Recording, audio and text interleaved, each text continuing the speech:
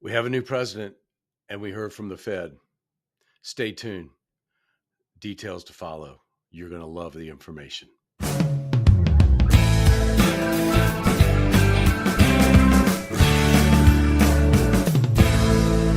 guys, it's your favorite mortgage guy, Steve here. CMG Home Loans. It's Friday. It's just a little after lunch, and I think I'm going through this hypnosis from lunch. You know what? I rarely go out and get fast food, but today I decided to go to Jimmy John's. I wanted to get my basic turkey tom with extra turkey. And guess what? I ended up getting a bourbon barbecue something or other. It was so good. You got to try that. I mean, it was so good. And I don't even care about the calorie content. It was just that good. So listen, a new president was elected. You already knew the mudslinging's over now. I'm going to come back to this in just a second, but we have a new president. So a couple of the questions that have come up here are about the down payment assistance. I'm going to talk about that in just a second. What impact is that going to have on interest rates? Guess what? I'm going to talk about that too, because we just had the Fed meet. All right, so let's start with your question. So are there any zero down home loans? Okay, that comes up 4 or 5 times a year. The answer is yes. Those of you that were waiting for the down payment assistance program, stay tuned, and I'll tell you why you're not going to see that money. But more importantly, there are zero down loans. There's USDA, but that is property specific. You're not going to get a USDA loan in the middle of a city. It's more rural. And when I say rural, I mean just like outskirts of towns. And it doesn't have to be a farm or anything like that. It just has to be in the right zip code with the right property address so that we can pull it up on the property eligibility report. There's also the different state programs that are zero down. Now, those are more specific to qualification because you have to have a certain income. Of course, you cannot exceed the debt to income ratio. You have no negotiation on the rate. So don't sit here and think you're going to get some great rate because anything is free costs more. Just remember that. You've already seen that. We just went through a hell of a lot of inflation. Anything that seems free cost more later. Well, that's what's going to happen on that. Then, of course, you've got the tried and true VA loan, which is for veterans, active duty, or an actual veteran status loan. That's a zero down loan. Now, if you have any questions about any of these, just call me. Just call me. Okay, Steve, this came up twice this week. You've taught me to watch the financial news. I still don't understand what I'm looking at. So, how can I figure it out? Well, you can't. So, what I try to tell you is this: the headlines are going to say one thing. Like you might see a headline that says, so and so on the verge of bankruptcy. But then you hear the story and it's like, what are we talking about? You just told me they were bailing out of bankruptcy.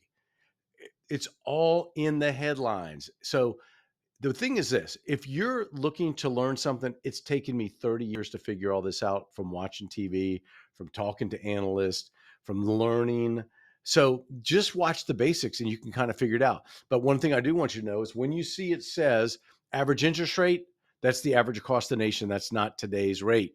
Steve, I keep on getting these refinance offers. What do? You call me. You ignore them. It's a bunch of BS. You already know that. Rates are not as low as they're sending you on that card.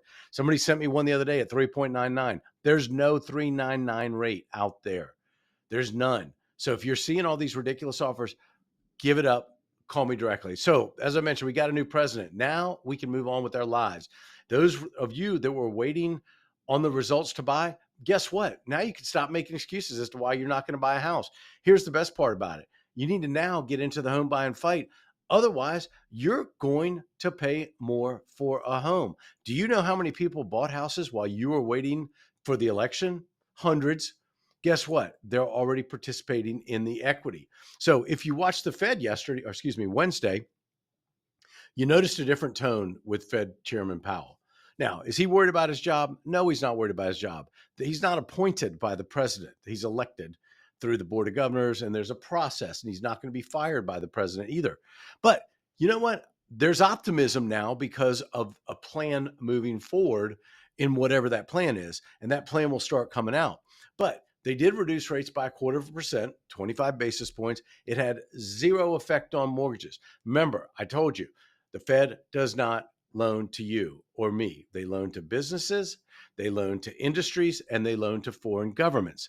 Now, the best part about it is Powell did leave the door open for another rate cut in December. We won't know anything until December 18th, but the market makers feel like there's a 70% chance that he will likely reduce rates. Again, it may or may not have an impact on rates. Do not let what the Fed says stop you from buying a house. I love it when clients call me and say, "What are rates?" And I say, "I don't know, 6 3/4, 6 7/8, whatever the number is. That's too high." Too high for what? I mean, too high for what? Too high for you to continue renting? Is that what you're saying?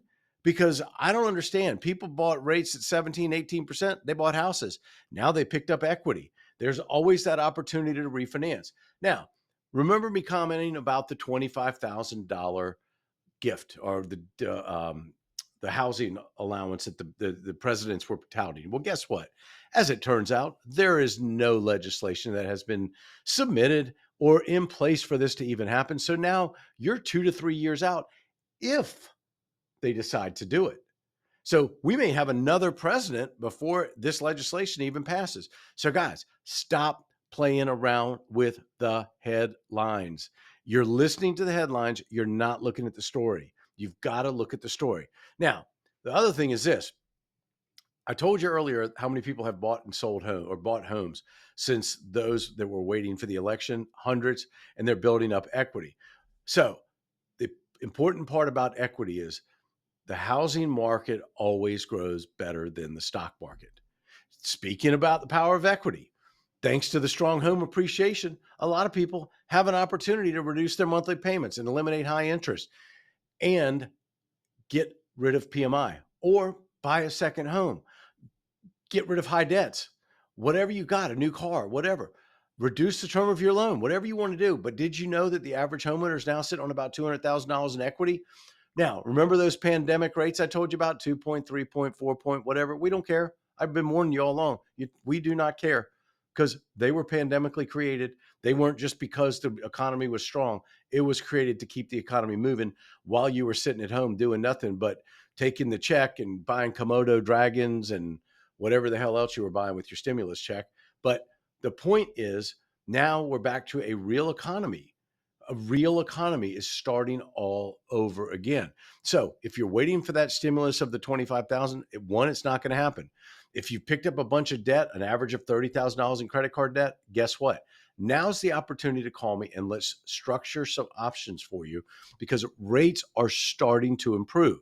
Now, the longer you wait, who knows what's going to happen? Nothing's going to change other than you're going to continue making those credit card payments. But here's the best part about it. Did you know that I talked to a client the other day that can't even afford to refinance and they got a ton of equity because they have too much debt and they don't have enough equity to pay it off. They bought a boat. They bought a car. They bought a bunch of crap. They got $40,000 in debt, but their income doesn't support enough to refinance their home. So they're going to have to figure out how to get through this. So what I'm trying to tell you guys is there's an opportunity in front of you. Don't miss the opportunity. Now, where are mortgage rates? That's your question. They're flat. They've done nothing. Yes, they popped up after the last Fed rate cut. You heard me, and if you heard me every week, they went up. So they're in the high sixes on conventional loans, maybe low sevens, depending on your credit score, property type, the down payment, blah, blah, blah. And they're in the low sixes and high fives on government loans.